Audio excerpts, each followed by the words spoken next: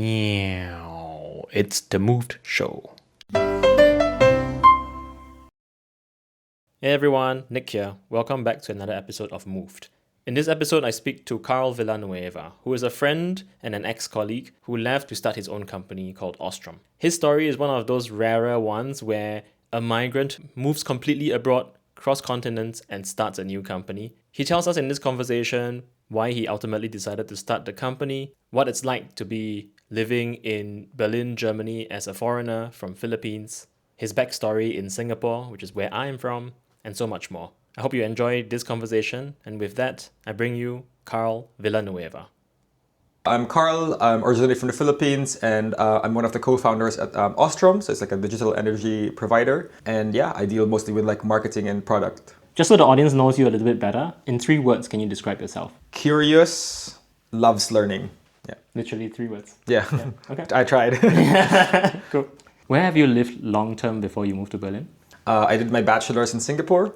So I was there for like 6 years, worked there for a bit. In between that time, I did like an exchange in Barcelona. And I also did like some short work in like Bangkok. And then from then, I moved to Paris to do my master's. So I was in Paris for 2 years. And then, it's been in Berlin there for like, last 10 years now. So Okay. been here for quite a long time. So you're one of those people that have traveled many different places already before you landed here right now, which is the longest you've stayed outside since you're an adult. Exactly. I kind of like really came to the realization that like if I keep moving, I'm always just like resetting my life each time, like resetting my friends, resetting rental contracts, whatever you can think of, right?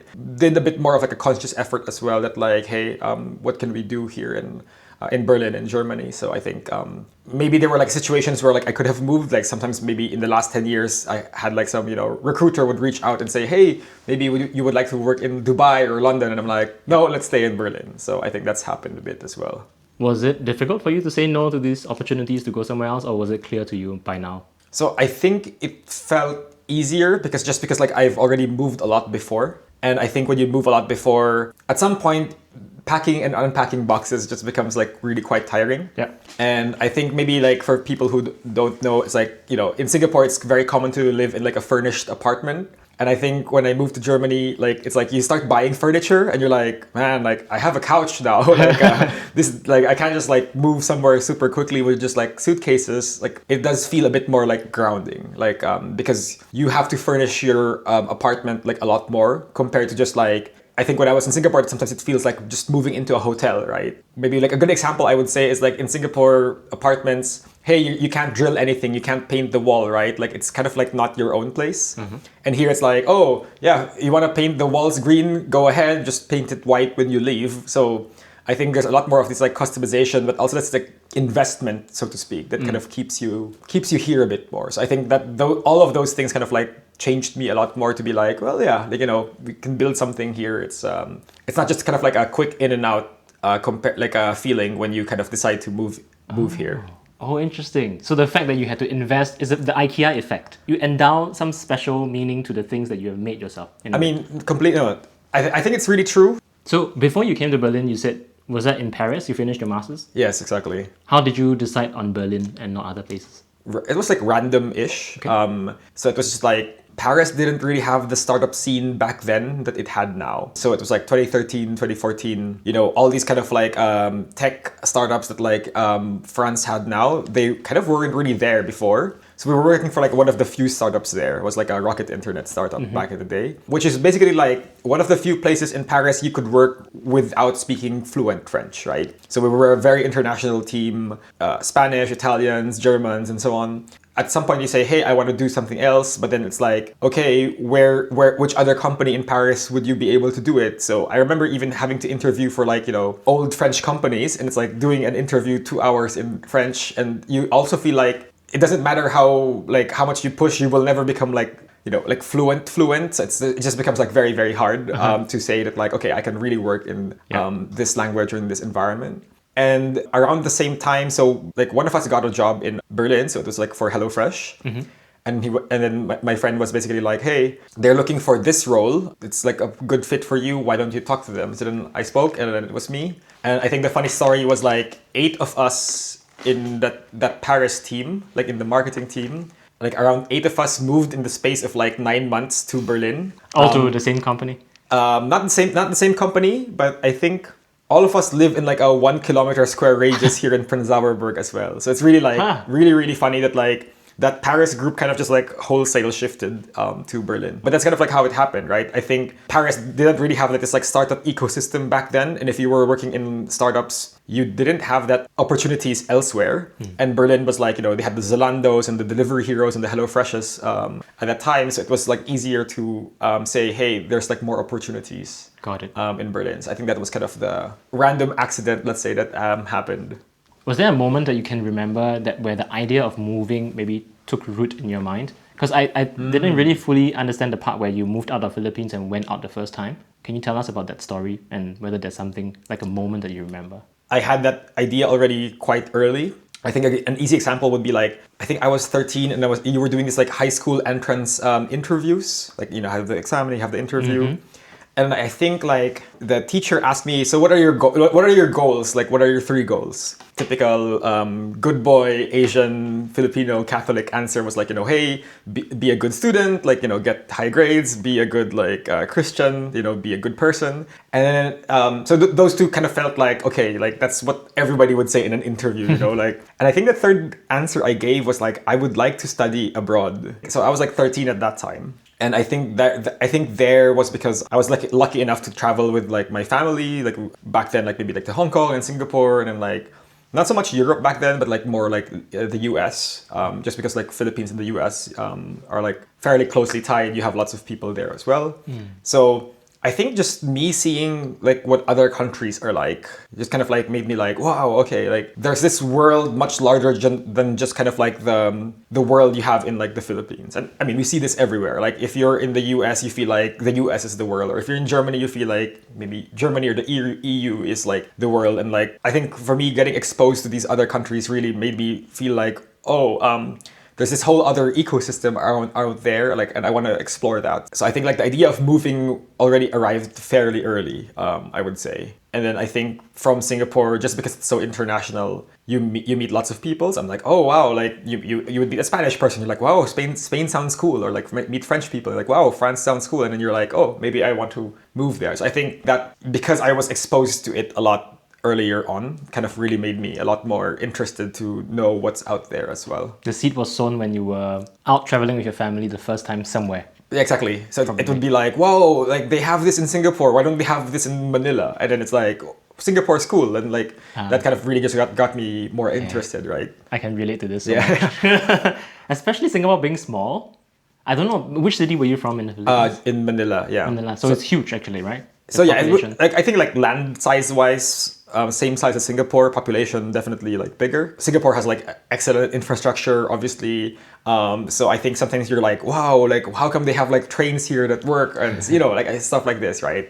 You do see kind of the difference. And I think maybe one thing to add is just like the Philippines it's not so international, right? Like most of my life, I had Filipino friends who were almost always like Christian because it was such a very Catholic country. And then I think I was in Singapore and it's like, we were like in SMU, we were 5 guys in the hostel, 5 different countries, 5 different religions. Like, and I think like that's an experience that I wouldn't have necessarily had in the Philippines per se. And like living with them, right? Like not just being like, oh, I just meet them once in a while. So I think that really changed a lot as well.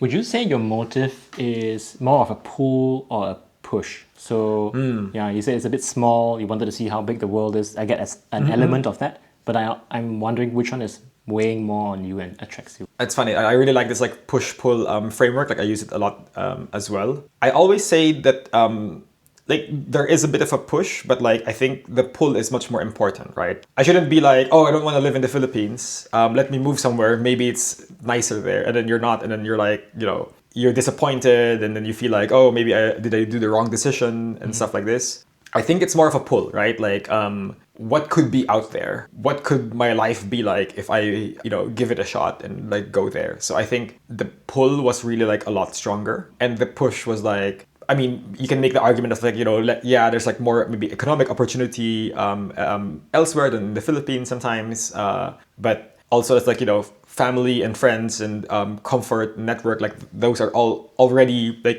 built in at home, right? So it wasn't kind of like, oh, this is like a push for me. I think with Singapore in particular, it's just very cosmopolitan, right? So it's just like, wow, I meet all these like cultures. My flatmates are all from these different countries. Many of them I haven't even been to. So you can just kind of like really learning from them. And like, I think the whole like multicultural aspect of it really just was a big pull for me. It's interesting that you keep talking about Singapore. Singapore was the first place you moved out to. Exactly, yeah. Okay, and for uni, right? SMU? For SMU, exactly. So I was like 17, Yeah. like turning 18, yeah. It took me until 22 to actually meet a friend and make a friend that is not from Asia. Oh, really? It took me super long. And I grew up, for context, whoever's listening to this, growing up in Singapore, right? It's only until uni that I had this exposure. Okay. Yeah. That's funny, yeah. Yeah. I mean, I can kind of understand, like, in SMU, it's kind of like this idea of like, oh, they're just like these exchange students. They come here for a few months. Yeah, I think some of it was also because, like, in my classes with, like, the TA, like, I was a teaching assistant. Sometimes then that's how you would, like, meet more of these people. But So you were a good Filipino boy in the end, studying hard enough to become a teaching assistant in the unit that you went to. yeah. I mean, it's also a bit funny because I think part of how I met all the the more like European or American exchange students was like the Singaporean students are like too diligent. So it would be like 2 months before an exam, it's like, hey, let's go out for the weekend. No, I can't. Like, it's already time to study for the exam. But then like the exchange students, I mean, they're also more in like the pass fail usually when you're on exchange. Yes. So they're like, hey, yeah, let's go for a party. So I think that also was a bit of like a self-selecting bias, just because like from my experience, like the Singaporean students would really be like studying much earlier already. So they don't necessarily go out as much, let's say. Transitioning a bit more to Berlin, since you're living now here. What's a small but beautiful thing about living here? It's kind of like both like big and small at the same time. What I mean by that is like largest city in Germany is like the capital city. If you feel like if I need something or I want to see a concert, whatever, like these things all exist here. But at the same time, you have all these like tiny neighborhoods. Like we're here like Prince Lauerberg, and it has this more like villagey vibe sometimes, where you feel like, oh yeah, my friends are here, and it's like this is my neighborhood coffee place and stuff like this. It's nice where it's not maybe too hectic. Like if you compare to like, I don't know, New York, or like as maybe like a really good example, right? Like it just feels like the moment you step out of your door, you're out, that there's the rest of the world. It's very like hectic, can be chaotic. And I feel like here it's like you can get that hectic part if you want to, but then like you can always have like your tiny corner where it's like, okay, here it's pretty quiet. And I think, lots of parks here, it's more nature. It's not always like, it's not necessarily like a very, very fast-paced lifestyle if you compare to like other like major cities in the world. And I think that's something that I really learned to appreciate more, where you have the space to kind of like rest and recover, to slow down, and not necessarily feel like, especially like in startups, right? It's like you don't feel like, oh no, like what am I doing? I'm taking a weekend. Like all the other guys are like sleeping in their offices all the time. So I think that balance, this like work-life balance that Berlin offers, I think is like something I really appreciate. Where do you think that comes from? Because I do feel it too, what you're talking about. I think the Germans are just very big in like the whole work-life balance, like the whole like stores are closed on Sunday thing. Part of it kind of already comes from that. Not always the biggest fan, but like I also like really appreciated it, obviously. Also coming from like Asia, like Sunday is like go to the mall day, right? Yeah, like, exactly. So it's like, why are the businesses not open for me to spend my money on?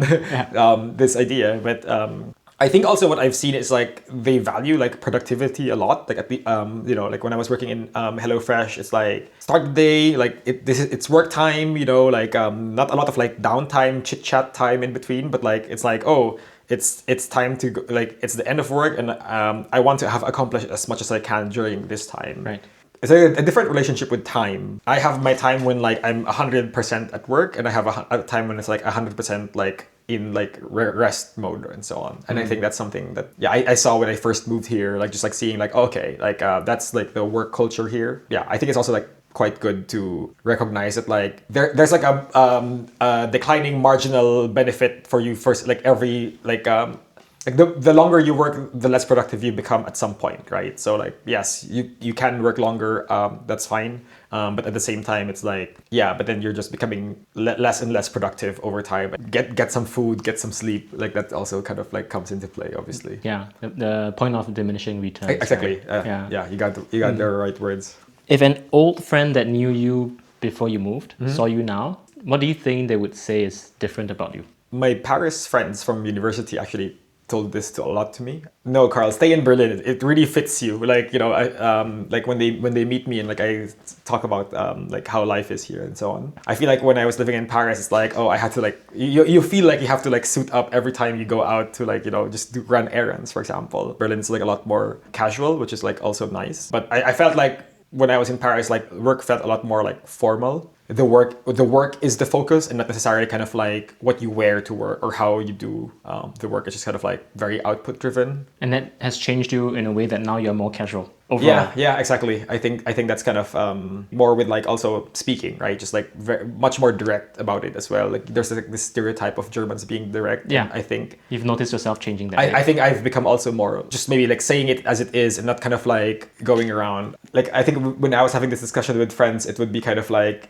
if you were in like a large corporate in Paris and you had to like, let's say, ask you to help like get your printer fixed, you have to kind of like do the whole like rigmarole of like, hey, ça va Nick, ça va ton weekend, and like afterwards you're kind of like, oh, could you please help me with like fixing my printer, and then you're like, oh, let's grab a coffee sometime, chit chat, and then you know you just sit. And I feel like here it's just like, hey Nick, I need help fixing my printer. Thanks. Yeah. Like, you know, it's just like we don't have to play this dance of like Absolutely. that. You know, we're both at work. We're both like you know, we're both doing our jobs, and I think it's just like that. Like, there's not this more of like pleasantries. Actually, it's a bit like that. So I think that's something that's changed as well. I think that's a perfect seg into the fact that you're running your own business, a startup that you created with a co-founder, right? Do you think that, for example, a culture like this is better for you as a startup founder, that you would have employees? I'm assuming some of your employees are also based in Germany. Yeah, that it plays out nicely in your favor too? Yeah, 100%. I think like there's like this, you know, I think startup people like this like radical candor kind of concept. I think that's something that's actually very helpful. So we have, for example, like feedback rounds. We have like ask me anythings, you know. And then I think there it's just like making it very direct, right? Like if people want to ask us like a very direct question, it's anonymous. They should just be able to ask us that. And like, you know, that we have to be able to like explain to them like this is why we're doing step X or and so on. And I think also with feedback, I think it's also very, very helpful, right? Like, I think like the worst thing is basically like, you know, like somebody 6 months, a year, they're just like, just keeping telling them nice job. And then afterwards, you're kind of like, hey, sorry, we'll let you go because you haven't been doing a good job. And it's like, wait, but you've been telling me I've been doing a good job all this time. So I think you become worse off for everyone, right? And it's much better to say like, hey, that this part was good, this part wasn't good. How do we kind of like make it better? So this directness of feedback, that's really been quite important. Maybe in this like German directness that is actually very useful to be able to say, hey, you know, I just want to give you feedback to help you better, and obviously focusing on the task, not the person. I think these are the things that have been really helpful as well. So would you say Ostrom, your company, has a German kind of culture in it? Half the team's international as well. Yeah. So it does bring everyone else's culture. I would notice it, for example, where like coming from the Philippines, people like, you know, we would have people from other countries. And then in the feedback rounds, let's say it's an upward review. What good thing has your manager done? And they would just say like, everything good. What things do you think they can improve on? Nothing. Okay. And then I kind of like have to like discuss with them that like, no, here it's okay to kind of like discuss this as well. It's not like, you know, you really need like, don't keep it to yourself that like, oh, I don't like when my manager does this, but I don't feel comfortable enough to like discuss that with them. So there's a whole concept of like power levels as well. I think in the Philippines we have like very high power distance. So I really think as well that this kind of like flat hierarchy where you feel like, hey, I'm also just able to kind of like give constructive feedback to my manager is allowed. It doesn't necessarily come naturally to everyone. So sometimes you also have to tell them that like, well, the only way that somebody will be better is if you tell them what it is, and hiding it is not going to help anyone, basically. I think it's maybe like just, I say like half, because I think people still take a lot of steps to kind of like round out the feedback to like not make it like too direct or too critical. I would say. Yeah. But I think just this directness helps a lot as well. Would you recommend people who want to start a company to come to Berlin? To start a company. Yeah. It's funny, like normally I would say no, because like for context, I joined this like startup incubator, like Entrepreneur First. So I never really thought like of starting a company before until they were just like on LinkedIn. They're like, hey, you look like you might want to start a company. I'm like, well, if you say so, why not? Like, this is really how it got started, right? Like, I didn't, especially as like an immigrant, you don't necessarily think of like, oh, I'll come to start a company here.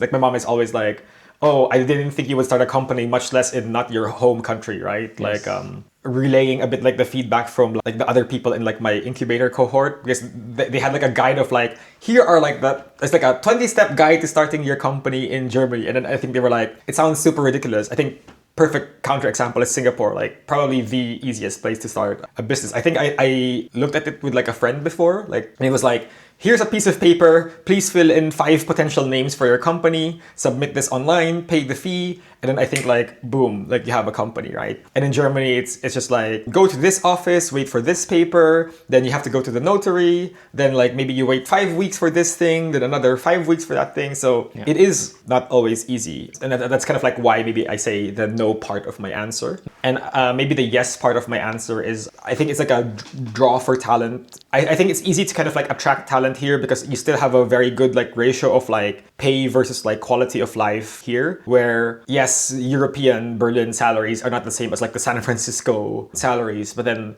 the quality of life that you kind of get here, where like, you know, what kind of flat you have, or like just like cost of living in general, it is a pretty good like ratio. So I think that for me is also like a good reason to say yes, right? If you're a founder and you feel like, random example is like, you know, you're a founder and they say you raise like a 1 million seed round or pre-seed round these days. And then you're like, oh, okay, well, in San Francisco, I can afford like one engineer for like a year or something. And then that's pretty much it. And I feel like here, you can kind of like build a more reasonable team, because obviously like just the cost of living is different. And I mean, that's also the reason why all these like Berlin startups are like in East Berlin, right? Because like back in the day, there's like you know, lots of empty cheap office buildings. And that kind of like just really brought people here as well, right? So obviously it's grown over time, but you still wouldn't necessarily compare it to like a New York or a San Francisco in terms of like cost. Government also has done a lot of things to kind of like help with like talent and so on. So I think there is a reason why startups are still kind of like continuing to be founded here. If it was really like very, very bad, I think every German startup founder would have just like migrated out somewhere else, but Yeah. they still build here. So you're saying it has high talent density, not the highest, but high enough, plus the standard of living or the cost of living is low enough that Yeah. it attracts this like good ratio of... Exactly. I think the balance is pretty good. I think also even like, you know, we were both in Smartly and in Finland, and I think I remember that like there was a retro about like why engineers declined a job offer. And the number one reason was like their spouse, their partner didn't like how dark it was in Helsinki. I kind of remember it, something like this. So, you know, like the reasons for kind of like moving have to be a bit holistic. It can't just be like, hey, we have like super, super high salaries like in San Francisco and therefore you can come here. But then it's like, maybe what matters for like one person isn't necessarily what matters for everyone. So if people feel that like, oh yeah, well, I want to have a startup, but I also have a family, and just having like this social security safety net and kindergarten and stuff like these matter a lot as well, then that helps a lot to attract kind of like more talent to your startup, let's say. It's not just like, oh, I only need like tech bros who don't sleep because like this is the kind of like company I mean. It's like, no, you can get people who like, you know, hey, they might have a family, and having this like support system really allows them to kind of like let their talents shine through more. So I think this is something that like Berlin or Germany does fairly well in reference to like other countries. When people are kind of like, hey, I'm gonna like leave my comfort zone to move to another country, like they're saying that like maybe there's like some self-selection bias that like the types of people who decide to do that are like just maybe have a higher risk-taking appetite, and therefore kind of like maybe that leads them more to like start their own thing. You're a good example of that. I mean, to be honest, I feel like it wasn't even something that I would have thought of like in reference to the incubator, right? Like, Yeah. well, if somebody thinks that I would be, then why not? I love that you're very honest about this. You're not embellishing your origin story of becoming a founder. Some people would just like make it such a beautiful story that yeah, I've always been destined to come to this No, point in like my I mean, life. a big part of that is like maybe we can talk about like Singapore a bit because like when you go to Singapore, the one stat that they always shared was something kind of like 95% of our graduates receive a job offer within 6 months. They were never sharing a stat of like 15% of our graduates go on to start their own companies later on. Like that was not the stat, right? The KPI of the university that is being measured and advertised is like employment. So of course, like, you know, culturally that is also like how we feel sometimes, right? Like the stability of employment. It's never become the question of like, is our university producing kind of like entrepreneurs? And maybe the best example is like, you think of like the US universities, they're like, how many unicorn founders have like which schools produced and so on. It's like a very different measure as well. So there you kind of get pushed more into this direction of like, hey, you know, like you're smart, you've learned something cool here, like go build something. And I think that's really been the difference. I think for me it was just that like I finished the incubator, didn't have like the right founder idea fit. And I think it was just because it was Corona, I was just like, well, let me give this a few more tries, see what happens. And that's how I met my co-founder who, you know, had the energy background. So once the ball got rolling, you're really like, wow, this is super interesting. And you get to kind of like create your own destiny to some extent, right? So I think that's really like what drew me more to like startups and entrepreneurship at some point. I'm curious to know what is something that you didn't even think about before you moved, but now matters quite a lot to you. It's very random, but like taxes and insurance and stuff like that. Because like Singapore is just like a, you know, very low tax country, but like very more like private insurance and stuff like this. And I think when I first moved to Europe, or yeah, I was in Germany, I was like, you get your first payslip and you're like, wait, what is this like deduction? Like what you're kind of like confused. But then especially when you're like young person, you feel like this doesn't apply to me, right? Like and then but I think over time you just kind of like learn how to appreciate it as well. And I still have this like mindset sometimes of like, oh, I'm unwell, I'm not feeling well, but you know, let me just like tank it and like, or just like sleep and drink lots of water. But if you're unwell, go to the doctor or like, you know, seek some help, because otherwise then it just becomes longer, it becomes worse over time. When you grow up in kind of like Philippines or Singapore, where like the system is more like, you know, we all take care of ourselves more individually, versus like Europe, where there's kind of like much larger social safety net offset by like higher tax contributions. Like I really kind of just appreciate that there is like a floor. Like you don't kind of like, oh well, I got sick for 2 weeks and then you hit like rock bottom or something. Or you know, maybe in the US where it's like, you know, you hear stories of like your insurance coverage runs out and then all of a sudden you're like in a very bad place, like physically and financially. So I think just like having that coverage is something that like knowing that you have it every day kind of like gives you really like a mental peace of mind that you might not have elsewhere. And it's like a tiny thing that lives like in the back of your head, but just knowing that like, hey, if I ever get into an accident, I know that like the hospital will take care of me and not be like, oh, I need to make sure I have enough like cash in my Before they admit you. they admit you to the hospital, stuff like this, right? So I think that has really been like it's a small thing, but like it's a small thing every day that like once you stop and think about it, especially coming from like a country like the Philippines, you're really like, oh, that is very nice. Like I feel like it definitely gives you a lot more security, and I think also this security allows you to try out new things, right? So we talked about entrepreneurship and random example. It's like, no, I need to keep like 100,000 euros in my bank account just in case for emergencies. Then that's like money that you can't use to like, you know, maybe to start your own business or something, right? But if you feel like, hey, there's this social safety net, then if you're so inclined to kind of like, you know, start something, it's like, hey, I'm going to open a coffee shop and I can use some of my savings for that, instead of just like, I need this like part amount of money just in case like I get into an accident, right?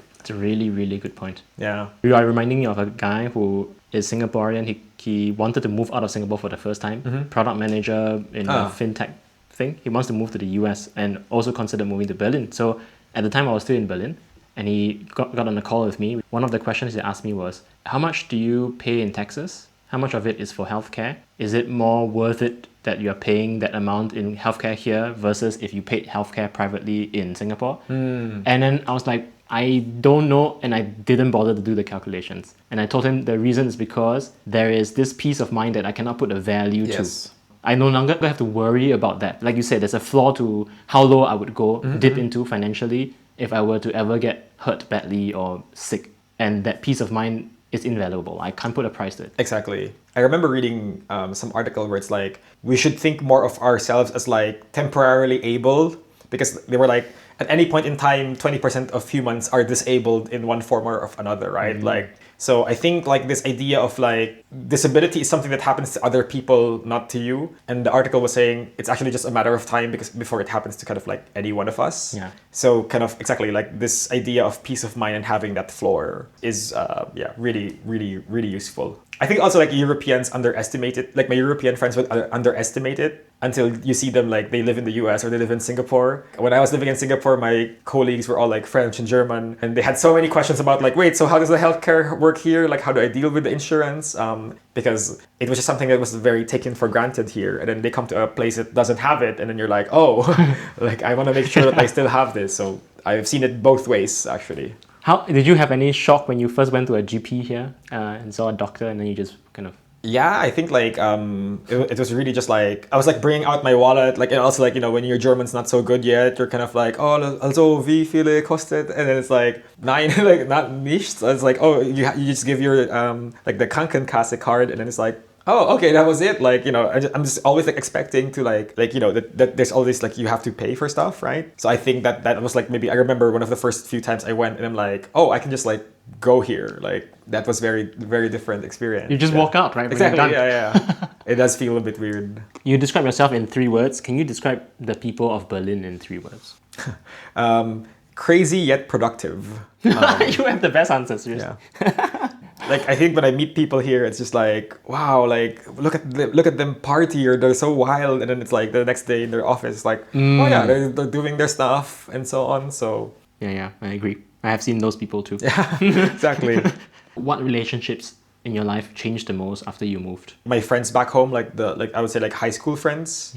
So I feel like on you know, Facebook's still the main social network in the Philippines, for example, or like Instagram. You would see kind of like maybe some of them still keep in touch more, but then like they've moved on, and I feel like I'm no longer necessarily part of like that friend circle. Like if I catch them once in a while because I'm visiting there, like sure, but like not necessarily that I feel bad about it, right? But it's like maybe they're having kind of like a wedding or like a baptism of their kid or something. I don't think they're kind of like come to mind like, oh, is Carl around? Like we should invite him or something. It's just kind of like their group is like completely different, as like my group now is completely different.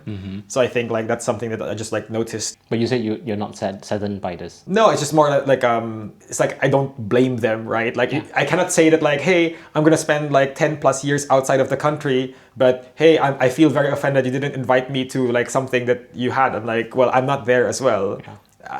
In as much as the same way that like they cannot say, hey Carl, you threw like a nice birthday party here but you didn't invite me to come over. Like logically it cannot be like a reason. Yeah. I think for me it was just really something that I noticed more, that like, or maybe like another like a Gen Z way to say it is kind of like, you know, we all try to think we're like the main character and everyone is more of the NPC, but then I think when you see other people like living their lives, it's kind of like, no, everyone is their own main character, and it's like not everything like revolves around you or and so on. So I think that's kind of just like something that you do realize more when you see it, kind of like, oh, they're still in touch, but like I'm not part of that group anymore.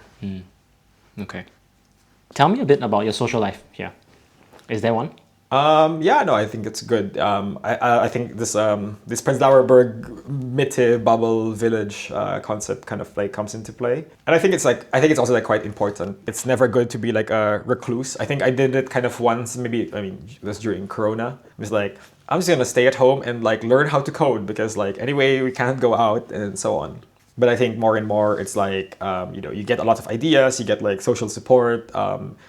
Like also like connections, right? Maybe you have a problem that like somebody already has like encountered a solution to, and like that just saves you so much time from like having to go through all those steps on your own. So, and I think also as I get older, it's kind of like some friends have moved out, and you kind of also realize that like, oh, this group, like they're not always going to be there for you, right? Like maybe they have a family, and like the family is their priority, and they can't hang out as much. So I think like I do try to make a bit more of an effort to just basically like you know, in the group chat, like, hey, anybody up to hang out? And actually people are, right? But like if nobody asks, then nothing happens. So that's what I've seen as well.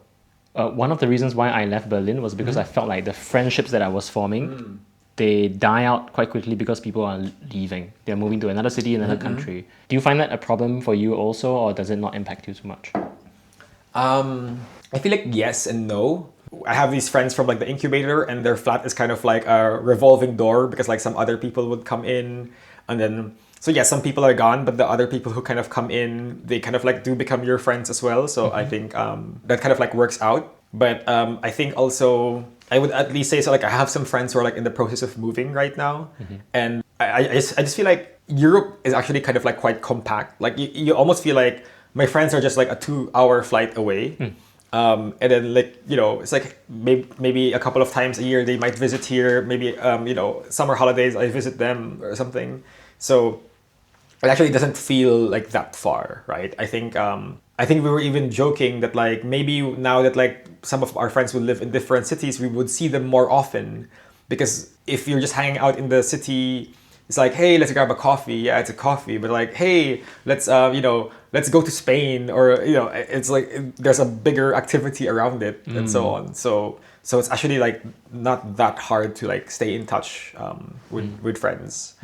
And I think maybe one thing to add is like I've also been lucky with like a lot of friends where like maybe you're not always like constantly in touch, but like you can kind of like pick up where you left off a bit. So I think like that's also been quite helpful. Have you gone back to the Philippines then? Before, not so often, but now I try to go back more often. Yeah. What do you bring back in your suitcase from Philippines? Like food, like desserts or stuff like this, or like ingredients. Like we have this like thing in the Philippines called ube. It's like this purple yam. Yeah. And like it's just very hard to find here. I think in Berlin there's like a big Asian presence, like Chinese, Vietnamese, but not necessarily a large Filipino presence. Like you can't compare it to like how it is in the US, for example. So I think they're like, oh, of course you would find it in the Asian grocery, but like for Filipino ingredients, it's still not fully there. What do you wish someone had told you before you moved?